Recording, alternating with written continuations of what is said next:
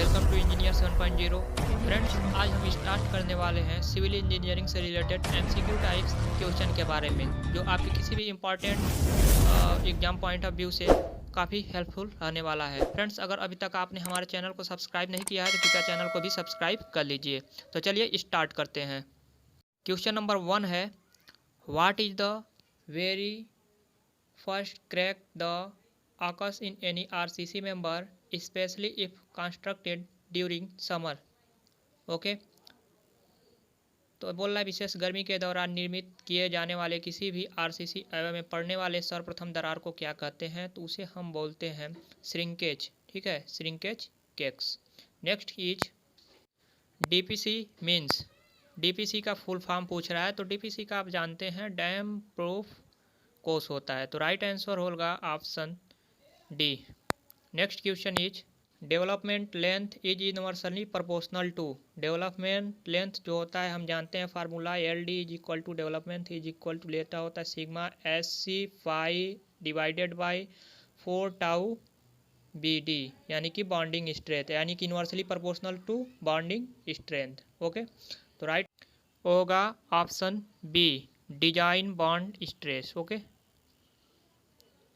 Next is which of the following qualities is desirable is a good surveyor telescope. एक good अच्छे surveyor telescope में कौन सा वांछित गुण होना चाहिए? तो उसमें अवरता होनी चाहिए, यानी कि achromatism. Okay, right answer will be option B. Next question is according to IS 456-2000 what should be the unit weight of the following cement concrete. तो यूनिट वेट पूछ रहा है in case of plain. Okay, unit weight plain cement concrete, तो वो 24 kilo newton per square metre होता है। अगर और आरसीसी का पूछता है तो 25 kilo newton per square metre. Next question is the actual movement of soil mass is known. Actual movement of soil mass is known slope failure. Okay, ढाल विफलता। Next question is as per IS 456-2000 for simple supported two-way slab of shorter span up to 3 meter with mild steel reinforced cement, the span to overall depth ratio generally assumed to satisfy vertically deflection limited for loading class up to 3 kilo newton पर metre. Okay, तो पूछ रहा है to way slab के रूप में L अपन D का जो वैल्यू होता है वो 35 होता है टू वे स्लैब के लिए, और वन वे स्लैब के लिए जो होता है 30 होता है। अगर कंटिन्यूअस स्लैब है तो वो 40 होता है। ओके, तो according to this question right answer will be option B in case of two way slab. Next question is in which of the classes of lever is function placed between effort and load. Effort और load के बीच जो होता है, अगर आपका support है तो वो किस प्रकार का लीवर है? तो जब सपोर्ट बीच में होता है तो ऐसे केस में फर्स्ट क्लास लीवर होता है, और जब वेट बीच में होता है तो सेकेंड क्लास लीवर होता है, और जब प्रयास जो है कि एफोर्ट बीच में होता है तो थर्ड क्लास का लीवर होता है। तो according to this question right answer will be option D, first class lever. Okay, next question is live load with time can varying. जो लाइव लोड होता है वो टाइम के साथ किस प्रकार वेरी करता है? तो position as well as magnitude, स्थिति, और right answer will be option D. Okay, स्थिति और साथ ही परिमाण दोनों वेरी करता है। ठीक है, स्थिति के साथ वो बदलता जाता है। Next question is according to IS 456-2000 what should be the nominal cover to reinforce cement for footing. In case of footing, जो आरसीसी फुटिंग बनाते हैं वो ऐसे केस में जो मिनिमल नॉमिनल कवर देते हैं वो कितना होनी चाहिए? वो होता है 50 mm। Okay, 50 mm। Next question is a high velocity conduit for conveying water to a lower level is called, chute कहलाता है। ठीक है, is called chute. Next question is a method in which the plinth area of a building is measured and then multiplied by the current plinth area.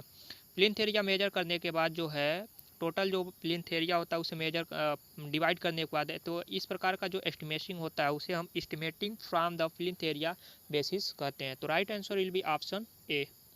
Next question is a counter fort retaining वाल। सबसे पहले हम जानते हैं कि counter fort retaining वाल क्या होता है। जैसे कि रिटेनिंग वाल कोई हमने बना दिया है ऐसे, ठीक है, रिटेनिंग वाल ये हो गया, इधर जो है कि सॉइल या कोई भी इंग्रेडिएंट भरा हुआ है।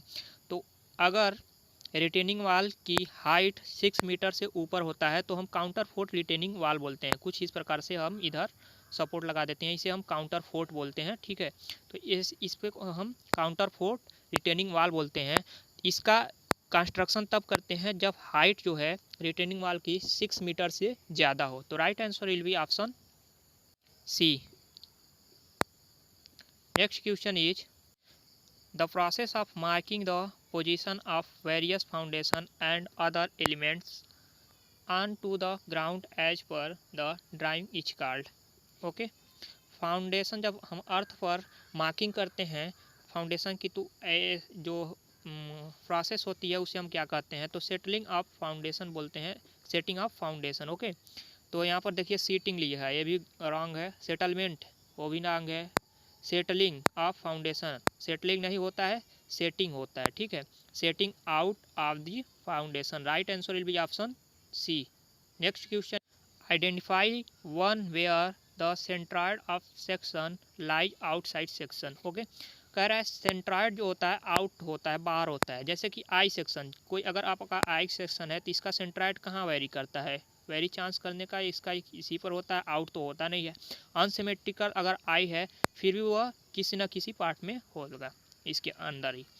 एंगल सेक्शन है, जो एंगल सेक्शन होता है, देखिए एंगल सेक्शन कुछ इस प्रकार होता है, इसका जब सेंट्रॉयड आप फाइंड आउट करोगे तो कुछ बाहर होगा, ठीक है।